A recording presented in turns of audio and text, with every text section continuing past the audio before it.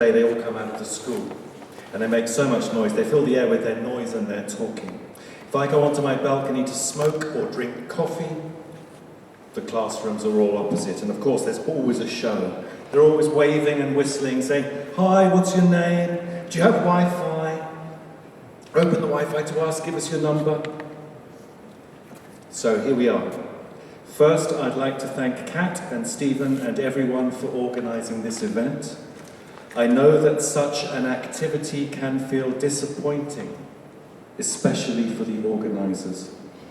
It is not an easy world that we live in, and these are not easy times. So you're doing all this work and supporting writers for the love of literature and writing and freedom of expression, but sometimes this offer, this support goes unheard, or that may be how it seems.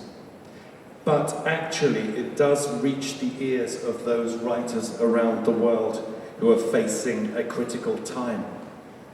And even if this offer doesn't affect their legal situation, it can have a huge effect on their mood. I mean, in my case, for example, when I was in prison, when my family came to visit with messages like this from outside, and they told me, "Well, this person has written about you," or "We've received a letter from that person." This news affects your mood very well. Because in prison, you're not allowed to be in touch with anything. And sometimes you feel that you have been forgotten. So to receive the news that somebody has remembered you, this helps very much. And then, after you get out, to find such love and solidarity, it really helps you to recover from the traumas that you have experienced. When I was in jail, in my cell, there were British prisoners, American, people from Latin America, and everybody envies the British prisoners because the British have a special magazine for British prisoners who are held in prisons outside of the UK. So this British guy, his embassy was visiting him every 40 days and bringing him a bunch of food, cornflakes, sometimes old magazines and books. Usually there were strange books with titles like "In Bed with the Duke," for example. But suddenly I found they had brought in one of China Miéville's novels. This was a new writer to me and I fell in love with him. It's interesting writing a novel in prison. For one thing, you're not allowed to write in prison, so I had to hide it, because if suddenly the guards entered the cell to do a checkup or whatever and they found it, they could take it. And it was also strange because I was writing with pen and paper, and I hadn't done that since I was about 12 years old. And of course, in prison you don't have an office or a table, you just have a mattress on the floor. So you're writing with your body, in a physical position that's very hard to keep up.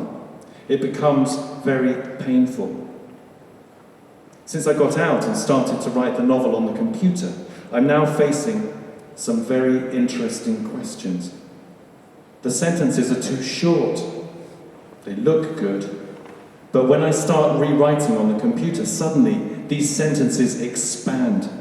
And I'm starting to ask myself, when I wrote it in prison, did I make this sentence short because there was some literary motivation behind it, or was it just because of the pain in my body and my hand that I was writing sentences like that? Before I went to prison, most of my work was related to journalism, but since I got out of prison, and because we were waiting for another decision from the court, the lawyer advised me to keep a low profile because they're watching us. So I can't write anything at the moment, because at first I thought I was under their eyes.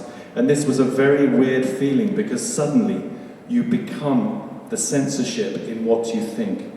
I mean, I'd start to write an article about something, for example, and as I was writing it, I would think, what if the judge saw this article? Might it affect our appeal? And I would find that I couldn't continue. Yasmin and I wanted to get married in March.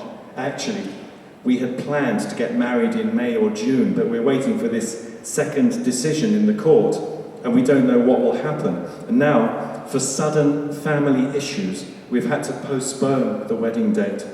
But I hope we can make it by the end of April. We were afraid that if I have to go back to prison, that this time Yasmin would not be able to visit me, because according to the prison regulations, only family and immediate relatives are allowed to visit. And even then, it's all dependent upon each police officer's mood.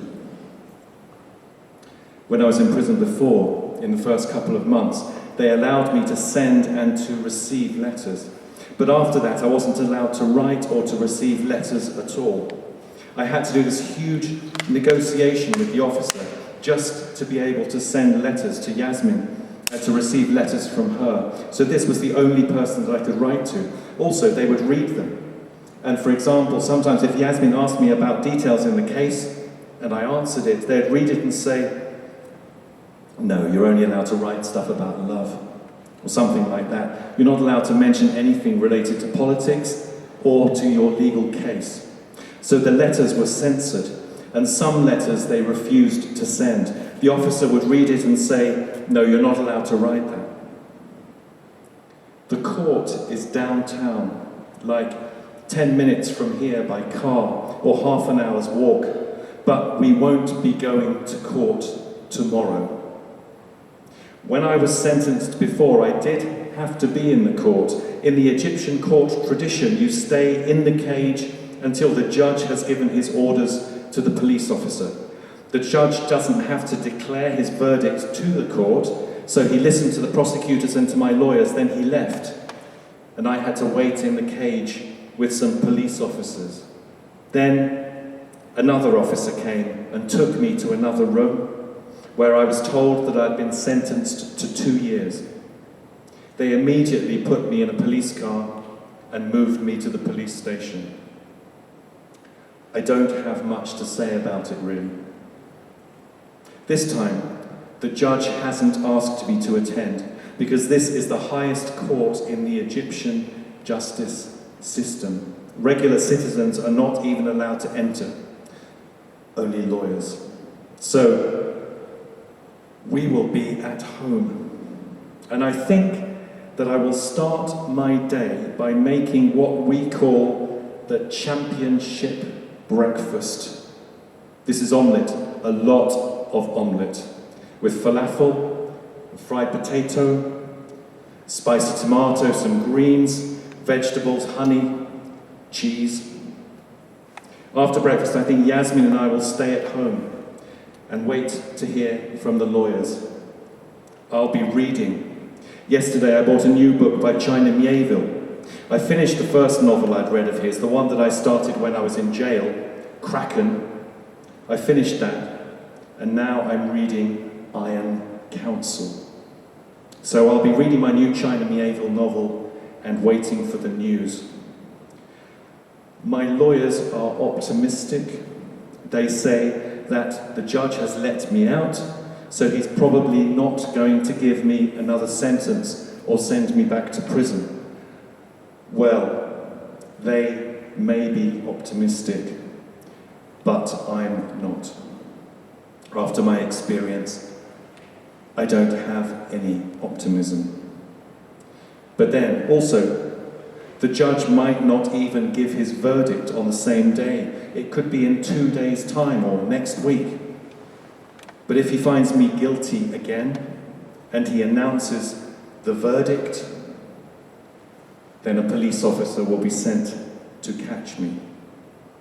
Either that, or you yourself have to go to the police station. If it's good news, of course, we're going to celebrate. But if it's bad news, we are also going to celebrate.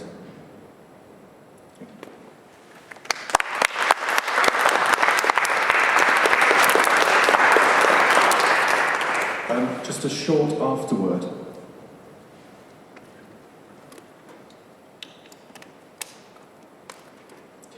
This text, which is an edited transcript of an interview that I did with Ahmed, Naji, via Skype shortly after his release from prison at the beginning of last year, was first performed at the English Pen Modern Literature Festival at Rich Mix London on the 1st of April 2017, last year's festival, following his release from prison on the 22nd of December 2016, and in anticipation of a decision by the court that was then expected the next morning, the morning after the festival, 2nd of April 2017.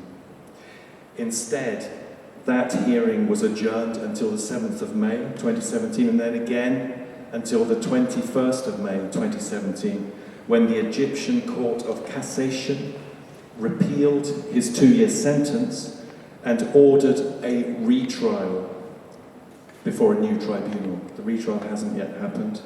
Ahmed Naji remains free pending this retrial, although he continues to be subject to a travel ban, and the travel ban was enforced at Cairo Airport on the 6th of July 2017.